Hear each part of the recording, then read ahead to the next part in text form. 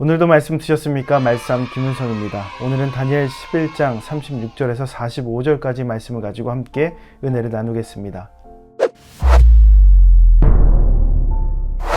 다니엘서를 묵상하면서 환상에 대해서 우리가 말씀을 대할 때마다 북방왕에 대한 이야기가 끝이 나지 않습니다. 오늘도 여전히 북방왕에 대한 이야기가 등장을 하는데요. 북방왕이 과거 이스라엘 백성들도 참 힘들게 했는데 오늘 우리도 많이 힘들게 하는 것 같습니다. 이 북방왕에 대한 이 환상 참 계속해서 어려운 내용들이 반복되는데 여러분 포기하지 마십시오. 오늘 내용에 등장하는 북방왕을 보면 여전히 북방왕은 막강한 권력을 쥐게 됩니다. 그를 한마디로 표현하면 그는 힘의 논리로 살아가는 자예요. 힘의 논리로 살아가는 자가 바로 북방왕입니다. 그래서 그는 자신의 가진 모든 것을 많은 권력과 그리고 많은 힘과 능력을 취하기 위해서 그렇게 살아갑니다. 36절 말씀에 보면 자기 마음대로 행하여 라고 되어 있어요. 자기 마음대로 행하며 살아가는 거예요. 하나님이 아닌 강한 힘을 상징하는 우상을 섬기게 됩니다. 그렇게 강한 힘을 갖게 된 북방왕에게 아첨하는 자들, 그리고 그 권력 앞에 무릎 꿇는 자들에게 나라의 권력을 나눠주기도 합니다. 정말 북방왕은 세상의 삶을 살면서 정말 많은 것을 누립니다. 많은 것을 취합니다. 오늘 성경의 말씀에 45절 말씀을 보면 그의 인생을 이렇게 평가합니다. 그의 종말이 이르리니 도와줄 자가 없으리라. 그의 말년에, 그의 종말에 아무도 그의 곁에 남아있는 사람이 없다라는 겁니다. 아무도 그를 도와주는 사람이 없어요.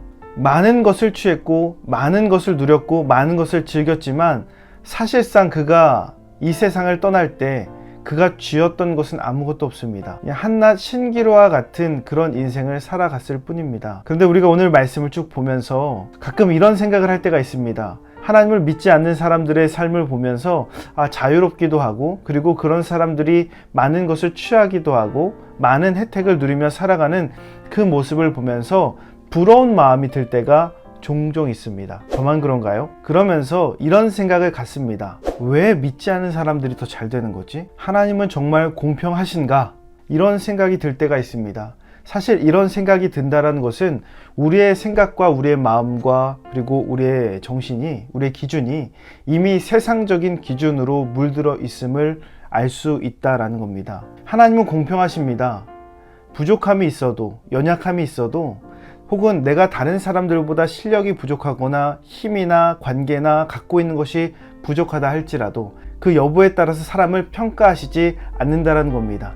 하나님은 그 사람이 갖고 있는 모습과 상관없이 그 마음과 태도, 중심을 보시기 때문에 내가 다른 사람들보다 덜 갖고 있다 하더라도 하나님은 그 인생을 기뻐하신다라는 겁니다. 그러기에 하나님은 세상의 기준으로 우리를 평가하시는 것이 아니라 하나님의 믿음의 기준, 믿음의 삶의 태도로 평가하시기에 하나님은 사람에 있어서 공평하신 겁니다. 그러기에 내가 남들보다 조금 덜 가진 그 조건들, 내가 남들보다 잘 안 된다라고 생각하는 그 모습들이 하나님의 기준이 아니기에 그것을 가지고 세상의 기준을 가지고 하나님 공평하신 거 맞습니까? 라는 그 질문을 할 수가 없다라는 겁니다. 세상이 정해놓은 기준과 가치로 우리를 평가하지 마십시오. 우리는 기준이 다릅니다. 하나님은 기준이 다릅니다. 우린 하나님의 백성이요 자녀이기에 그 하나님의 기준으로 살아가야 돼요. 오늘 우리가 그래서 결단할 것이 있습니다. 자신을 과시하는 삶을 동경하기보다는 복음을 제시하는 삶을 살아야 됩니다. 나의 힘을 드러내고 내 힘을 과시하기 위해서 또 많은 것을 취하고 다른 사람들보다 조금 더 많은 것을 취하기 위해 노력하는 삶을 버리십시오. 포기하십시오.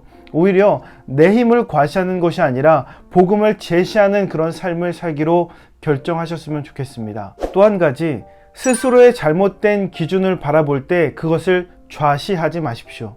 자신의 삶에 잘못된 기준과 삶의 모습이 있다면 철저하게 회개하시고 좌시하지 않고 하나님 앞으로 달려가십시오.